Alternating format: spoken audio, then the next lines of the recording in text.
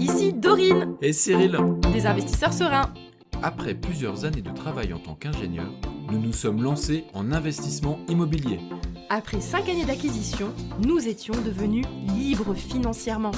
Dans ce podcast, nous vous partageons les stratégies et les bonnes pratiques pour développer votre intelligence financière.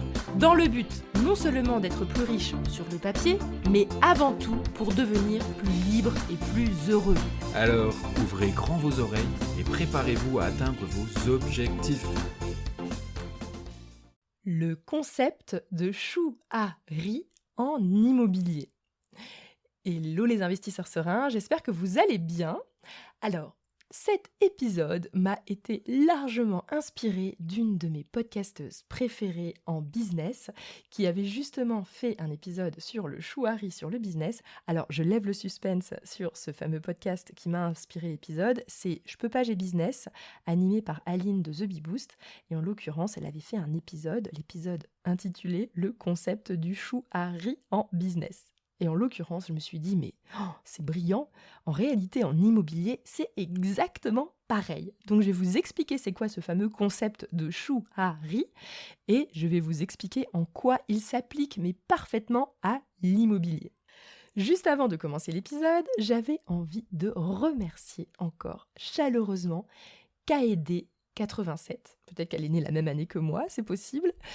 Du coup, Kaede, elle a écrit, ou il, je ne sais pas, a écrit « Super, très bon podcast, la variété des thèmes et des invités est une super recette ».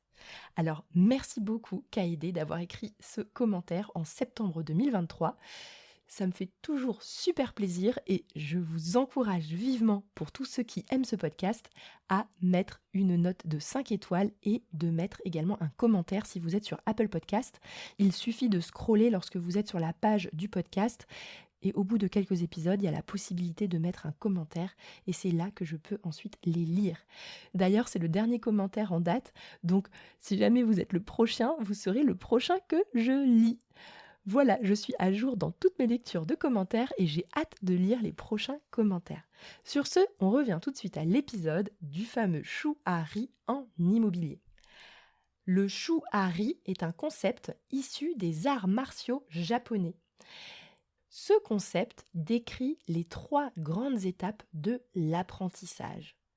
La première étape, c'est l'étape du chou qui est de se dire que dans un premier temps, on obéit, on comprend les règles, on les intègre et, entre guillemets, on travaille les bases en s'inspirant de personnes qui sont plus avancées que nous.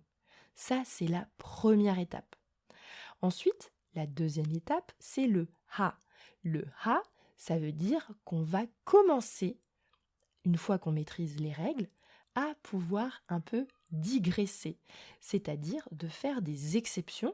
On va pouvoir casser avec la tradition et réinventer de nouvelles approches.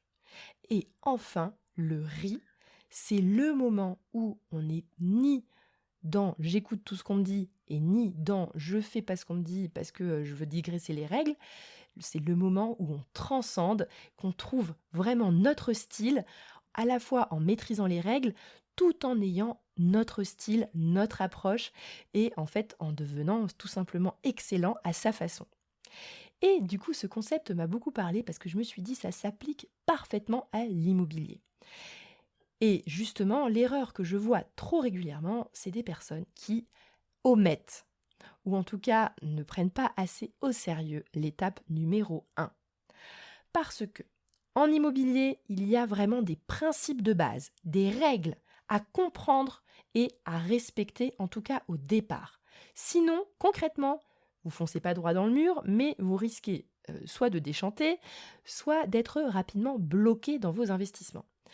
Et les règles de base, dont je parle très très souvent sur le podcast, c'est typiquement de complètement intégrer la puissance de l'effet de levier de la banque. Maîtriser la fiscalité de base. Comprendre les différences entre les grandes stratégies immobilières qui existent.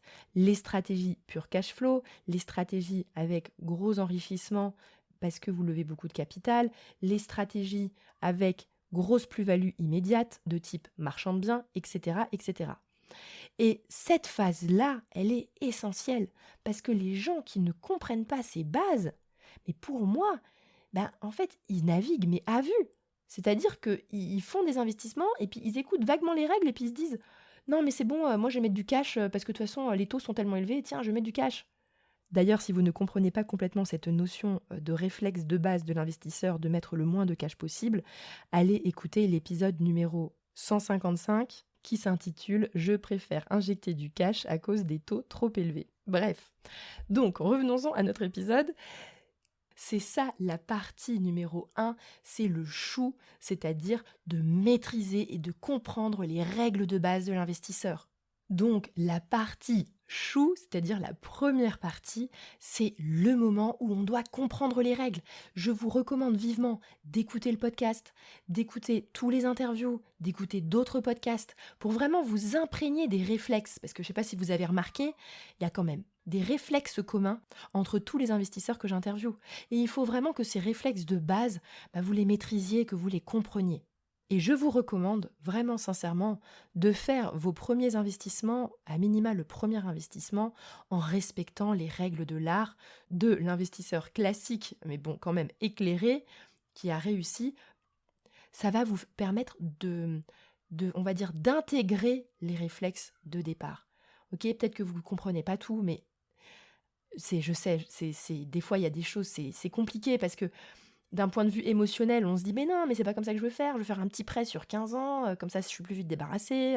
On a des réflexes comme ça qui sont tellement inculqués en nous que c'est difficile en fait d'aller à l'encontre de ces réflexes, on va dire primaires.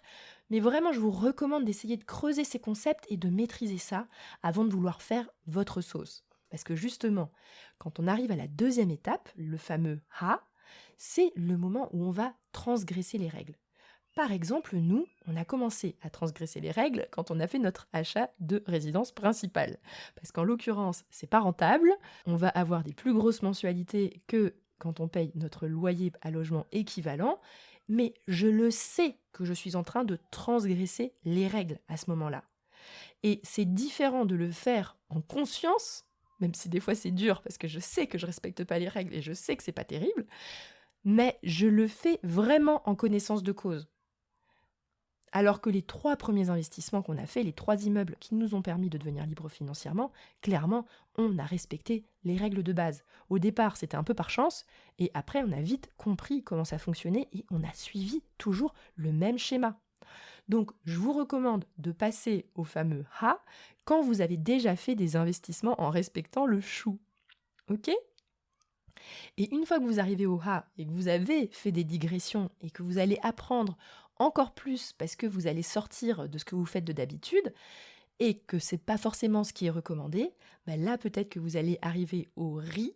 Alors moi je considère que je ne suis pas encore au riz, moi je pense que je suis plutôt au ha parce que j'ai fait un investissement où j'ai transgressé les règles, j'ai envie d'expérimenter des choses nouvelles et je pense que le riz ce sera le jour où vraiment j'aurai testé plein de sortes d'investissements différentes et je passerai vraiment encore à un autre niveau.